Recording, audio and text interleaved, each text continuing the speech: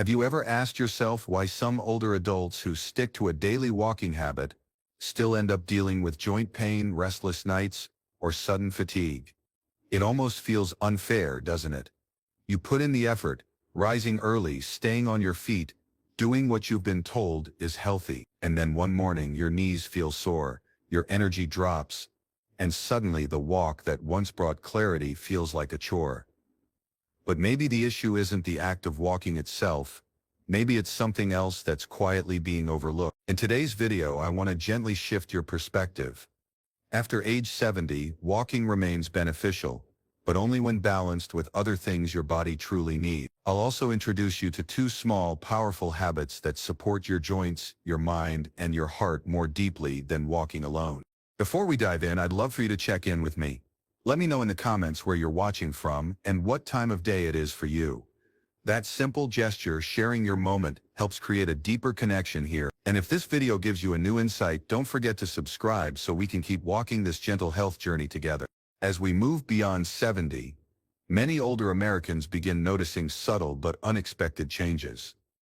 The body doesn't slow down all at once. It whispers, hesitates, and quietly shifts. You wake up and your knees feel tighter than usual. You finish lunch and find yourself fighting an unexpected wave of sleepiness. That peaceful evening walk that once refreshed you now leaves your legs achy. What's happening? The root cause lies deeper than we think, woven into how the body evolves with age. Over time, the immune system, once a strong defender, becomes less responsive. When you were younger, a small cold or a scraped knee healed quickly. Now the body takes longer to recover. This is because the number and effectiveness of white blood cells decline over the years, leaving your body slower to react, slower to heal, and more prone to fatigue. Your bones and joints are also undergoing quiet changes. After decades of steps, chores, lifting, and living, the cushioning in your joints, called cartilage, wears down. This is why many older adults feel discomfort in the hips or knees when climbing stairs or rising from a chair. It's not a sign of failure. It's the natural result of a life well lived and movement long sustained. But aging isn't just about the physical body. In the United States, many seniors also wrestle with emotional shifts that often go unnoticed. After retiring, some feel the sting of distance, children moving far away, old friends relocating, familiar routines disappearing. The home, once lively, begins to feel a bit too quiet. And loneliness, while invisible, leaves marks on the heart. Research shows that social disconnection can increase the risk of heart problems, cognitive decline, and even digestive issues. And let's not forget the weight of repetition. Many elders fall into the same daily rhythm: morning coffee, a short prayer, a loop around the neighborhood, a light meal, then TV until bed. While routine offers comfort, it can also narrow the mind and weaken the muscles. The human body and brain both crave mild challenges, small changes that keep us nimble, awake, and curious. Financial concerns add another silent layer of stress. In many families, older adults avoid doctor visits to cut costs, reuse old prescriptions, or mix medications without guidance. Pain relievers are taken casually. Herbal remedies are combined with over-the-counter pills. These seemingly small choices can, over time, affect vital organs like the liver, kidneys, or digestive tract, leading to deeper problems that often go unnoticed until it's late. So if someone you know, or maybe even you, has been feeling a little more drained than usual lately, don't just blame it on getting older. Your body might be trying to speak.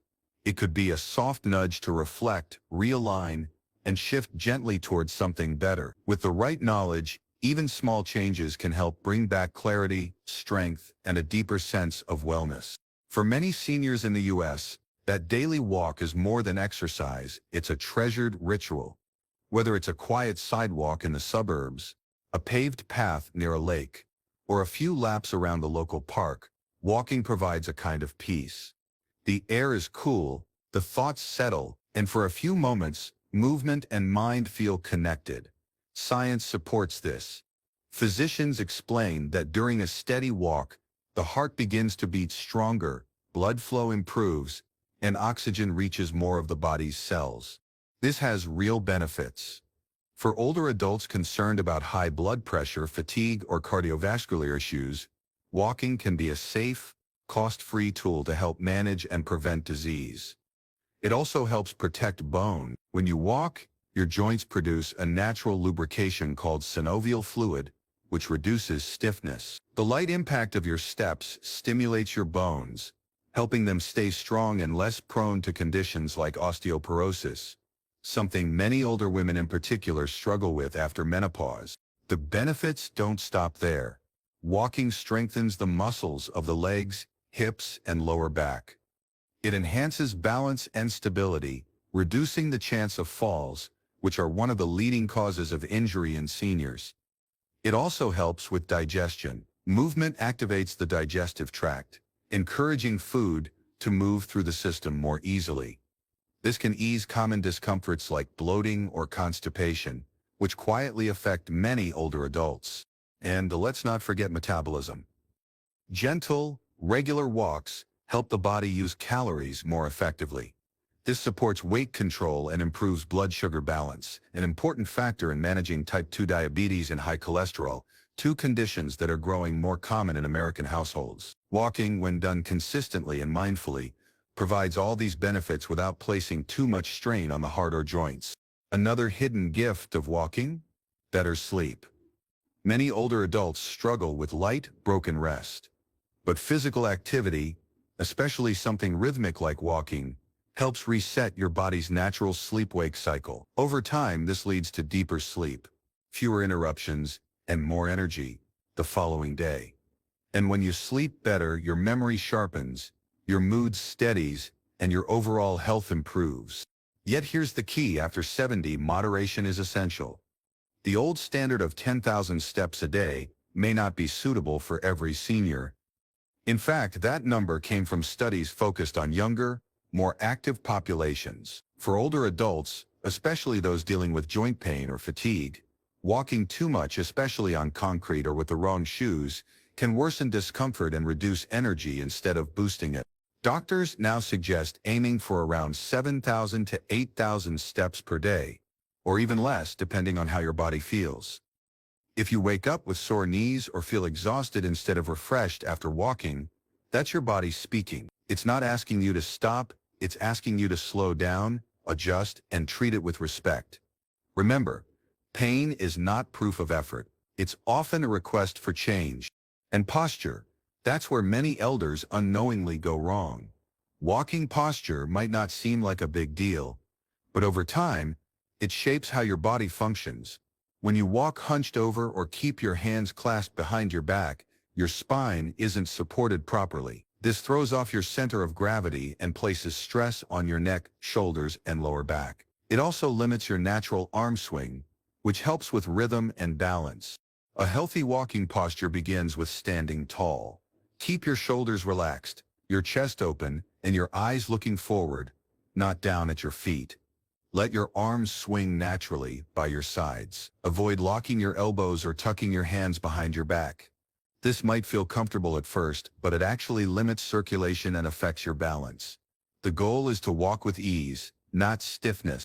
Another subtle risk comes from how you stop. Let's say you see an old friend during your walk and pause suddenly to chat. Or maybe your phone rings and you stop abruptly to answer. For younger folks, this might not be an issue, but for older adults, especially those with high blood pressure or heart conditions, an abrupt stop can cause a sudden drop in blood pressure. That's why some seniors feel dizzy or even faint during or after walks. It's better to slow your pace gradually before stopping, like easing a car into park rather than slamming the brakes.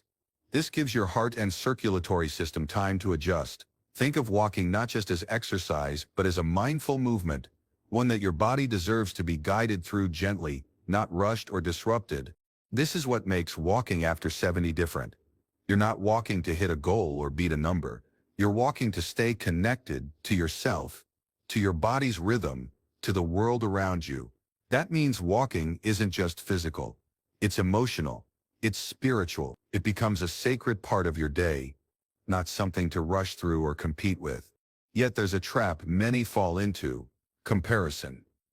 You might see your neighbor walking briskly every morning, Or hear someone mention they clock 12,000 steps daily. And suddenly, a quiet walk feels inadequate. But remember, your journey is not theirs. Your knees have carried you through a life of labor. Your back has held the weight of family. Your feet have traveled years of stories. Walk for you, not for someone else's scoreboard. And here's a gentle truth. After 70, healing often looks like doing less, not more. It's about embracing what your body needs, not pushing it beyond its limits. Rest is not weakness. Slowing down is not defeat. It's wisdom. Some days will be full of strength. Others will call for stillness. Both are valid. What matters is consistency, not intensity. Doctors aren't trying to stop you from walking. They're simply offering guidance to help you walk well. Movement, when done with attention, becomes medicine. It strengthens, it soothes, it supports the organs, the joints, even the emotions, but when done with pressure or poor form, it slowly creates new problems. Problems that could have been avoided with a little awareness. This is why we must treat walking as we would treat any prescription, with care, mindfulness, and the right dosage. Not too much, not too little. Just enough to feel energized, not exhausted. Just enough to wake up your lungs and loosen your joints, not to inflame them. And always remember, footwear. Many elders continue using the same pair of shoes for years without realizing the sole has worn out or the support has flattened. A good walking shoe should have cushioning at the heel, firm arch support, and a non-slip sole. It should feel snug but not tight. Shoes that are too loose can cause tripping. Shoes that are too tight can create pressure points and worsen circulation. If you're walking outdoors, be aware of the terrain. Uneven sidewalks, steep slopes, or slippery leaves can increase the risk of falls. Try to walk where the surface is even and well lit. If you prefer indoor walking, shopping malls or community centers can offer a safe and temperature-controlled option. There are also walking aids like canes or walking sticks, not as a sign of frailty, but as a tool of strength. Using them correctly helps distribute weight and reduce stress on the knees and hips. Many seniors feel a sense of pride when they use walking aids wisely. It's not about dependence. It's about choosing what keeps you steady and safe. In the end, walking should not feel like a test. It should feel like a friend, something you look forward to, something that leaves you refreshed, not punished. When it's done right, walking becomes a form of respect toward your body, a conversation between movement and meaning. So next time you put on your walking shoes, pause for a second. Ask your knees how they feel today. Ask your breath if it's steady. And walk not to prove anything, but to honor everything your body has already done for you. As we age into our 70s and beyond, the body begins to speak in quieter ways. A little stiffness here, a bit of forgetfulness there. The stomach starts to feel more sensitive. The skin reacts differently, and even emotions become sharper or harder to explain. These are not signs of failure, they are signs of transition. The body's way of asking us to pay closer attention, and it turns out the most powerful response is not walking more, but living more wisely. Doctors across the U.S. now recommend that seniors over 70 focus less on counting steps and more on two deeply impactful habits: nutritional balance and mental engagement. These two pillars, when practiced gently and consistently, provide greater long-term support for your energy, mood, and clarity than walking alone ever could. They work together like the roots of a tree, hidden, but essential. Let's begin with the first root: nutrition. It's easy to overlook because eating feels routine. But after 70, your body doesn't digest or absorb nutrients the way it once did. Meals that once energized now sometimes leave you feeling heavy or bloated. That's because digestion slows with age, and your body's ability to pull out vitamins, minerals, and protein becomes less efficient. That's where quality protein becomes crucial. Foods like eggs, salmon, cottage cheese, or soft lentils not only taste good, but support your muscles, your skin, and your immune system. Many seniors accidentally cut down on meals, thinking they're eating light. But light doesn't always mean right. Eating too little or skipping protein can lead to muscle loss, low energy, and slower recovery from illness. Your meals should include more than just calories. They should carry healing. Dark greens like kale or spinach, fruits with rich color like berries or oranges, and whole grains like oats or barley help stabilize blood sugar and reduce inflammation. Nuts, just a handful a day, offer healthy fats that keep your brain sharp and your joints cushioned. Every ingredient can be a form of quiet medicine when chosen with care. It's also time to revisit how much salt and sugar we let into our diets. American seniors often inherit habits from past generations: canned soups, sweet coffee, processed snacks. Over time, these pile on sodium and refined sugars, which silently harm the heart, raise blood pressure, and confuse the metabolism. But taste doesn't have to suffer. Spices like garlic, rosemary, turmeric, and black pepper can bring flavor and health together beautifully. And don't underestimate hydration. Many older adults drink too little water simply because thirst fades with age. But the body still needs it to support kidney function, to keep digestion moving, to regulate body temperature. Herbal teas, broths, and infused waters can help make hydration feel comforting instead of routine. A warm cup of chamomile or mint tea can soothe both the gut and the spirit. In multi-generational homes, or for those who depend on caregivers, planning simple, balanced meals can feel overwhelming. But you don't need gourmet meals, you need mindful ones. A bowl of warm oatmeal with fruit in the morning, a lunch with brown rice, lentils, and cooked vegetables, a dinner of soft chicken or tofu with a side of lightly sautéed greens. These are small, doable combinations, but they nourish deeply.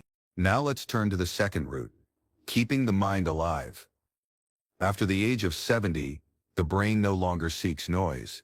It seeks nourishment. It doesn't need loud challenges or busy tasks. It craves meaningful engagement. Cognitive decline may be common, but it is not inevitable. When you stimulate your memory, focus, and curiosity every day, you send the brain a clear signal: I still need you. Even simple acts count.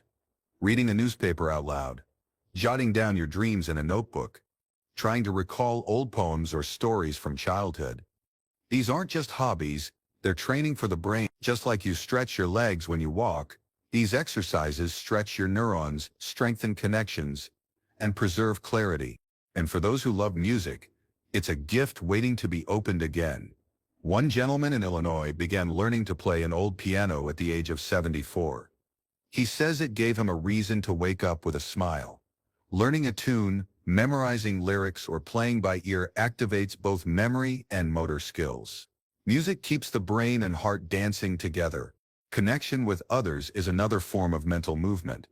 Sharing jokes with a neighbor, listening to a grandchild's story, participating in a local book group, or even helping at a community center. These social activities are medicine. Studies show that seniors who stay socially connected are significantly less likely to suffer from depression or cognitive decline. Loneliness is not just emotional, it's physical. It raises stress hormones, disturbs sleep, and weakens the immune system. But meaningful conversation, even a 10-minute chat with someone who truly listens, can lower blood pressure, calm the mind, and restore a sense of belonging. It's not about quantity, it's about sincerity.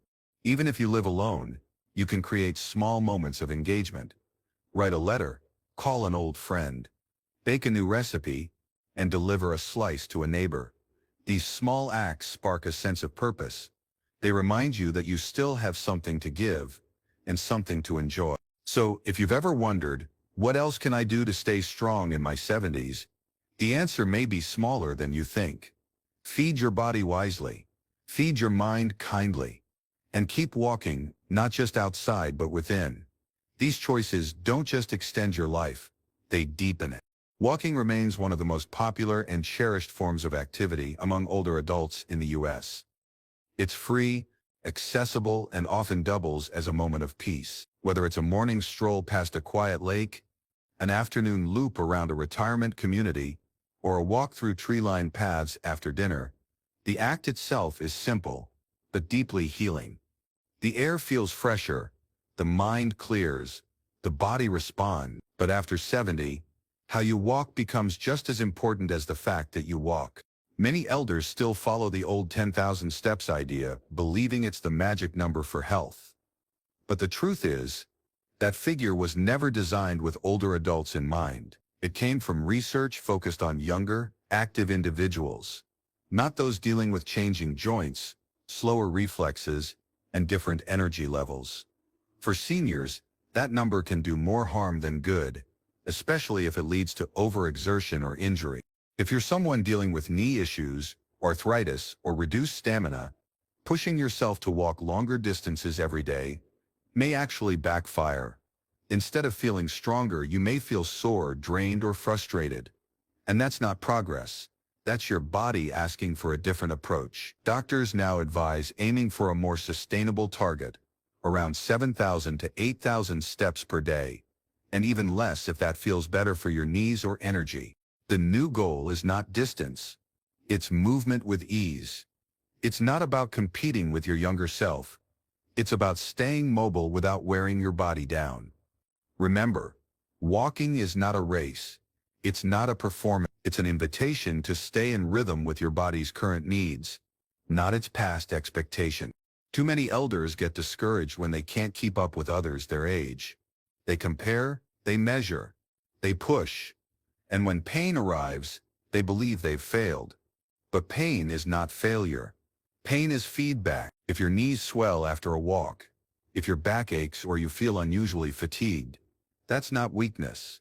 It's your body asking for kindness. This is where listening becomes more important than logging steps. Some days will feel light and full of energy. Others may require a shorter stroll or a break halfway through. Adjusting your walk doesn't mean giving up. It means adapting, a skill far more powerful than endurance. It means walking with wisdom, not willpower. Posture is a huge part of this, and yet it's often overlooked. Walking with a slouched back, looking down at the ground, or locking your arms behind you can lead to joint strain and muscle imbalance. Over time, these habits cause backaches, reduce lung capacity, and disrupt your body's natural alignment. To walk well, think tall. Let your spine rise, your shoulders fall gently back, and your chin remain level. Look ahead, not down. Swing your arms softly and naturally at your sides. This gentle motion keeps your balance steady and your energy flowing smoothly. It also makes breathing easier, which supports your heart and brain. Long, heavy steps might feel like you're achieving more, but they can actually increase the pressure on your hips and knees. Smaller, evenly paced steps are better for your joints and reduce the chance of tripping.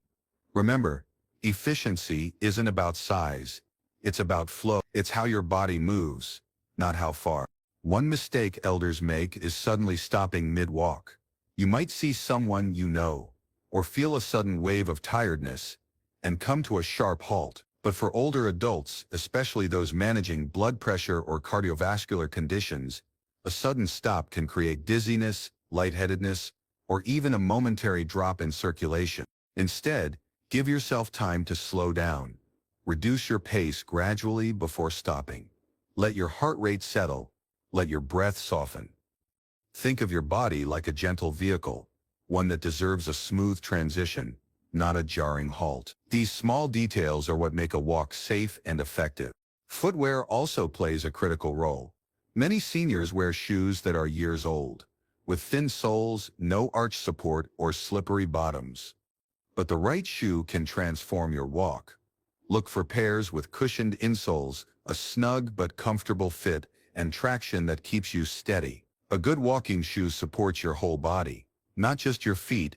Avoid walking in unfamiliar or uneven areas without checking the surface first. Cracks in sidewalks, uneven grass, or even small stones can increase the risk of a fall. If you walk indoors, consider flat, well-lit places like shopping centers or walking clubs where the environment is safe and consistent. And if your balance is off or if you tire quickly, there is no shame in using a cane or a walking stick. These tools are not signs of weakness, they are signs of wisdom. They allow you to keep moving without fear. They allow you to walk longer, with better posture and more peace of mind. It's not what you use, it's how you use it. Walking is still a wonderful gift, even after 70, but that gift must be unwrapped slowly, thoughtfully, and with full respect for what your body needs now, not what it once needed years ago. When walking becomes mindful, it becomes more than movement, it becomes healing. There's a quiet truth about aging that few people talk about. The body begins to whisper where it used to shout. It sends signals through subtle aches, slower digestion, scattered thoughts, or a sudden lack of motivation. After 70, health isn't just about what you're doing, it's about how deeply you're listening. Because your body isn't punishing you, it's guiding you. These little changes, in memory, in energy, in joint comfort, are natural. They don't mean you failed, they mean you're evolving. And this stage of life, with its quieter rhythm and deeper reflections, holds the potential for something many forget to chase: clarity. That calm, grounded feeling that comes from living with intention. Doctors and wellness experts in the U.S. now emphasize this gentle pivot in priorities. Walk moderately, but place greater care on two often overlooked areas: the foods you eat and the thoughts you feed your mind. These aren't fancy suggestions. They're the kind of wisdom that doesn't cost money but adds years and peace to your life. Nutrition becomes more than just fuel. It becomes your ally.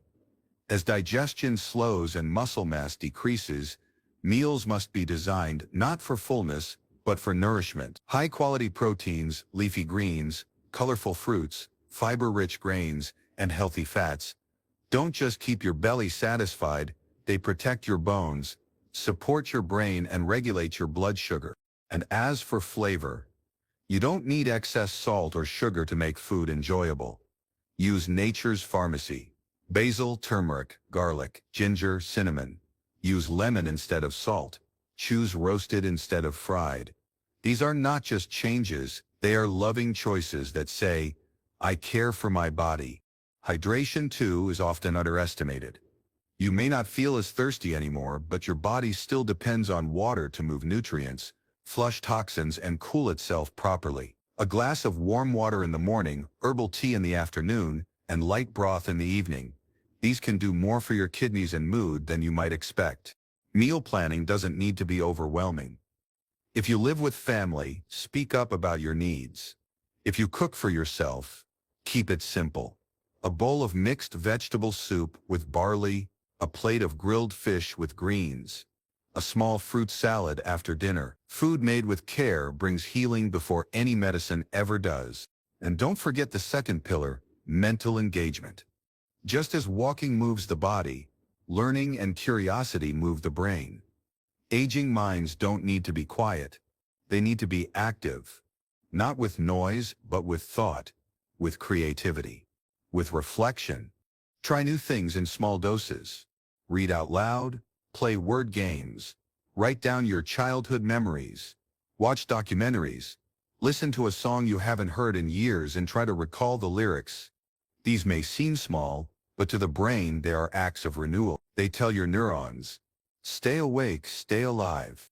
Social interaction matters too, more than most people realize. Loneliness has been shown to be as dangerous as smoking in older adults. But connection doesn't have to mean crowds. A phone call with a friend, a conversation with a grandchild, a smile exchanged during a walk. These are gentle lifelines that remind you you are still part of something larger. Even attending a community event once a month, joining a local library group, or volunteering at a nearby food pantry can have ripple effects. These aren't just activities, they are acts of mental and emotional protection. They remind your spirit it's still needed, still seen, still strong. At this stage of life, comparison is not your friend. Some people may appear stronger, more active, or more cheerful, but you don't know their story. And more importantly, you're not living their life. You're living yours. Your body, with all its history, wisdom, and uniqueness, deserves to be honored without comparison. So ask yourself today, what is one thing my body has been trying to tell me lately? A joint that needs rest? A craving for more quiet? A desire to learn something new? Whatever it is, listen. Respond not with pressure, but with presence. Because your presence is the most powerful medicine you still have. And finally, if this video gave you a moment to breathe, to reflect, or to reconsider your routine, I invite you to join us. Subscribe so you don't miss the next simple health insight made just for you. Because growing older isn't about shrinking your world. It's about expanding it inward toward wisdom, gentleness, and a joy that is quiet but unshakable.